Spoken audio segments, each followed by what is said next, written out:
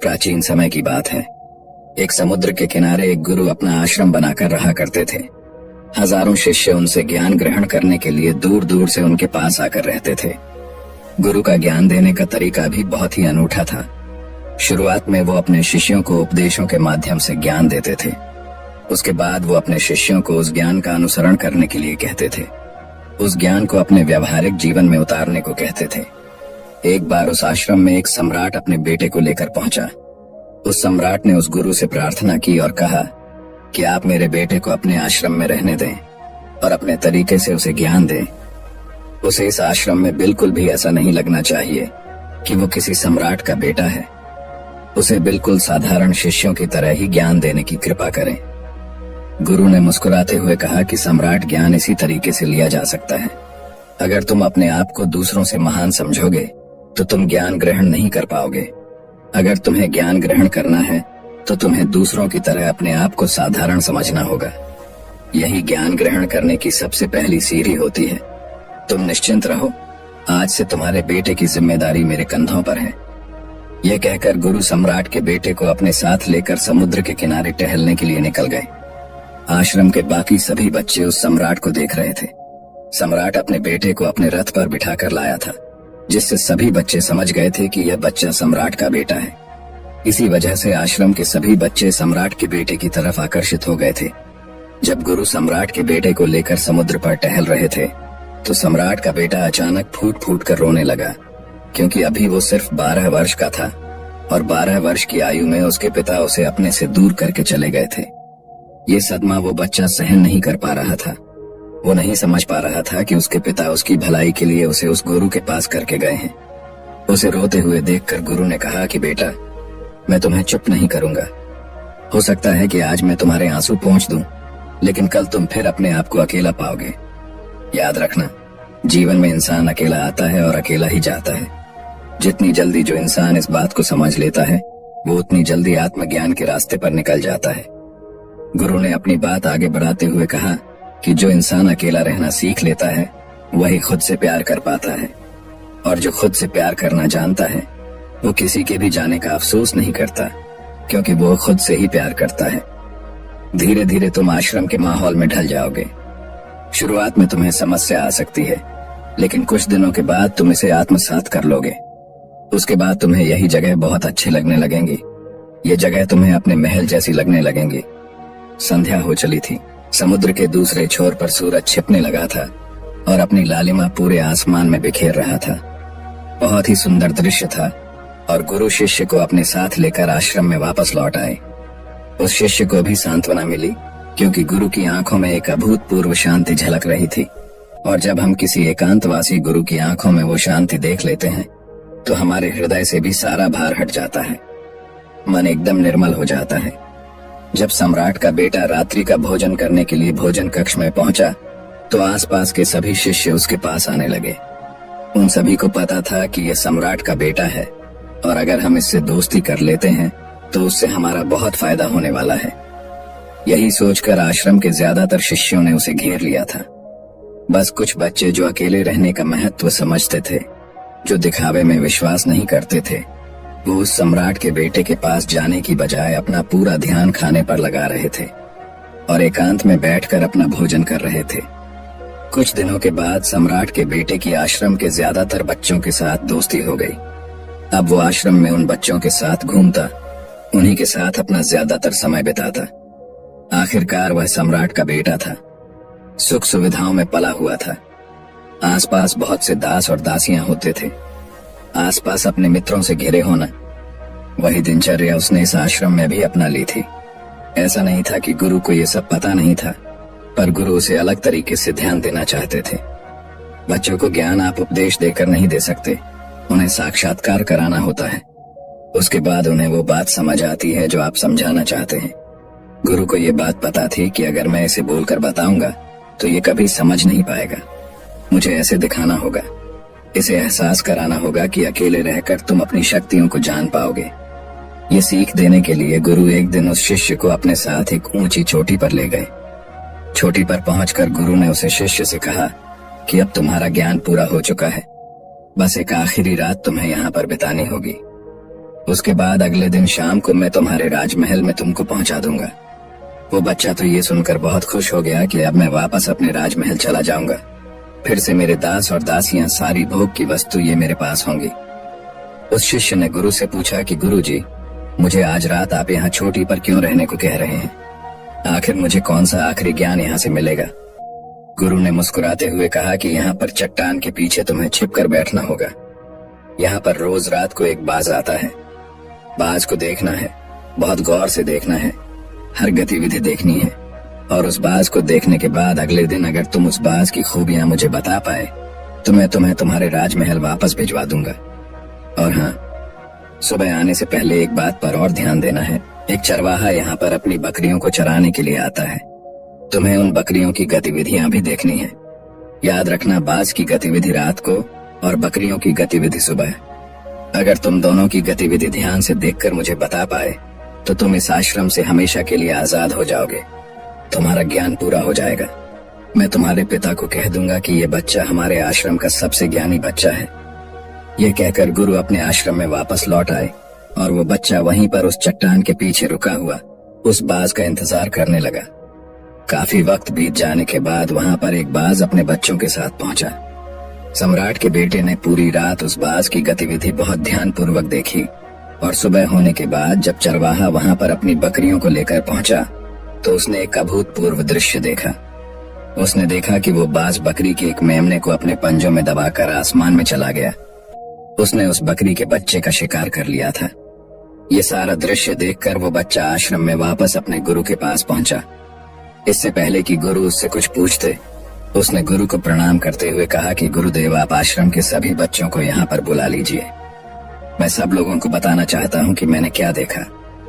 जब आश्रम के सभी बच्चे वहां पर पहुंच गए तो उस सम्राट के बेटे ने कहना शुरू किया कि मैंने अपने जीवन में बहुत से पक्षियों को देखा है, लेकिन बाज उन सभी पक्षियों में से सबसे अद्भुत और सबसे अलग होता है। उदाहरण के लिए एक तोता हम सभी ने देखा है। तोता बोलता तो बहुत है, लेकिन कभी ऊंचा आसमान में नहीं जा पाता। लेकिन एक बाज जो कि हर समय शांत रहता है, वो आकाश को भी छू सकता है। उसमें आकाश को छू लेने का सामर्थ्य होता है।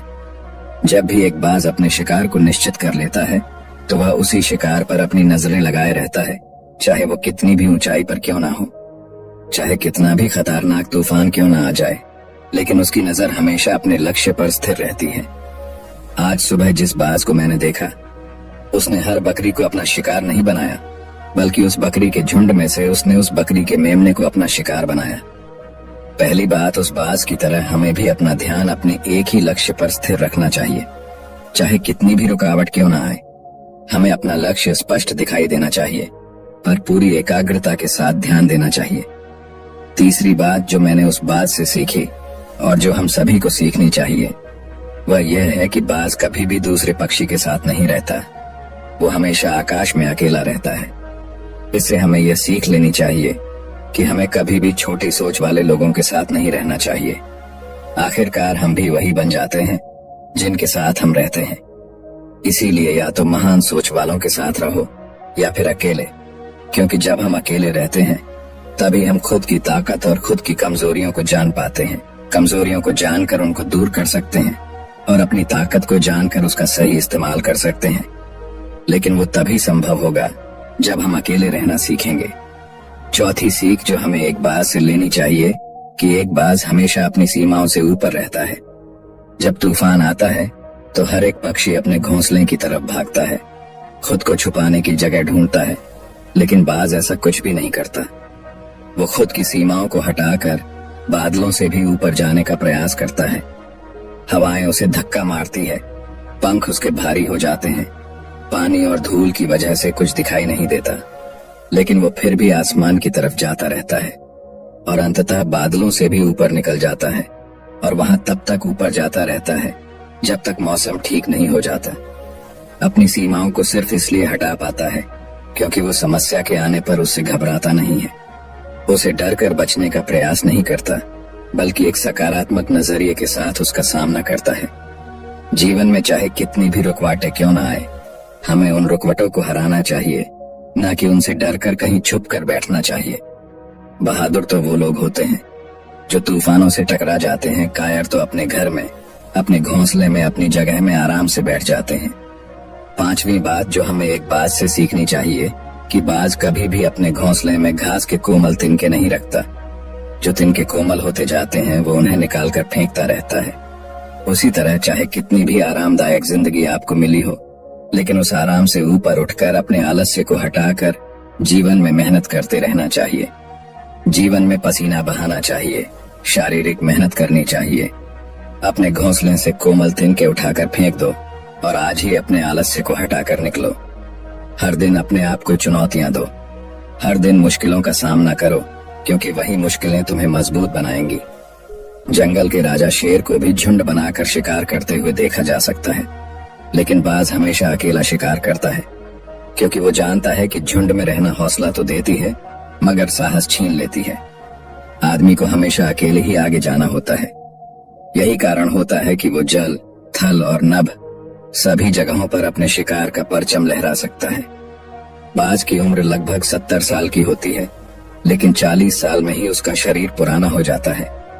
नाखून उसके पैरों में धंसने लगते हैं, पंख उसके शरीर में चिपक जाते हैं, उसकी चोंच खराब हो जाती है, उसका शरीर भारी हो जाता है।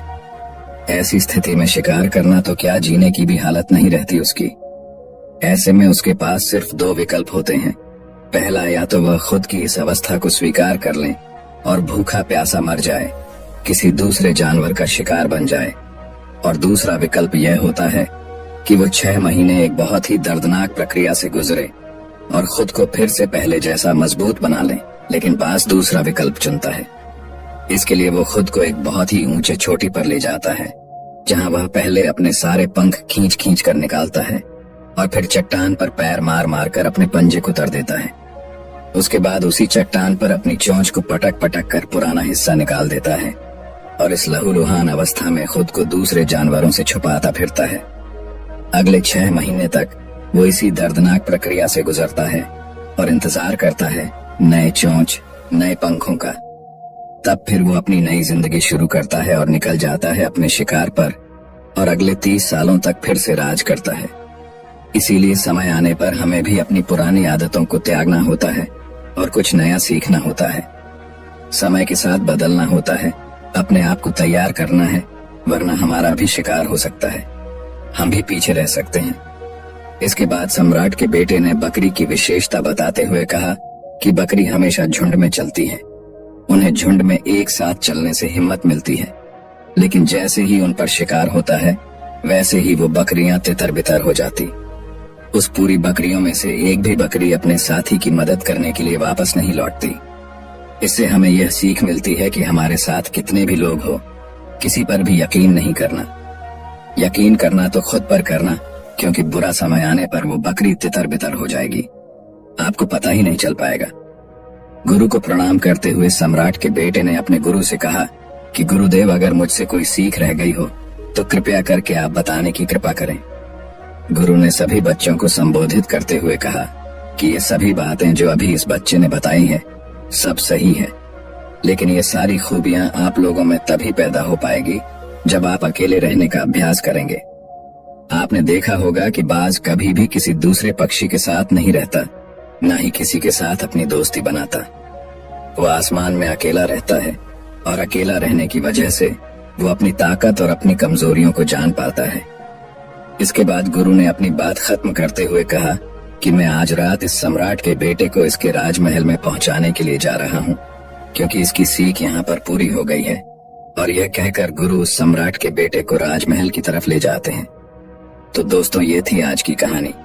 तो वीडियो को लाइक करके अनजाना पथ चैनल को सब्सक्राइब करें और कमेंट बॉक्स में नमो बुद्धाय जरूर लिखें। और दोस्तों, आपका जो भी सवाल है वो आप इस वीडियो में पूछ सकते हैं। धन्यवाद। नमो बुद्धाय।